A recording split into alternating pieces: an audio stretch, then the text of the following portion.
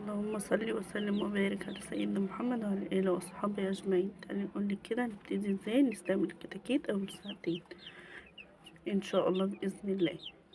استقبال الكتاكيت، هنحط 2 لتر مية، هنحط فيهم كيسين محلول جفاف أو معلقة عسل.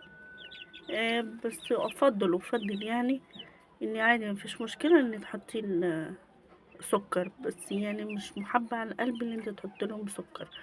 حط لهم كيسين محلول جفاف على كل رتل، حطي كيس او معلقة عسل على ال2 رتل، وتسيبيهم لمدة ساعتين بالظبط، وبعدين تشيليهم.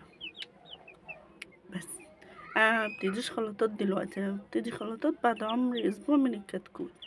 مبحبش ابتدي دلوقتي، حتى ده الدكتور هو اللي قايل عليه، وانا مش اول مره اتعامل مع دكتور واحد، لا انا اتعاملت مع كذا مره مع كذا دكتور، ومن خبرتي مثلا في التربيه والتعامل معاهم وكده، انا ما ببتديش اول اسبوع في الخلطات نهائي، يبقى لسه عمر الكتكوت صغير ومش مستحمل خلطات.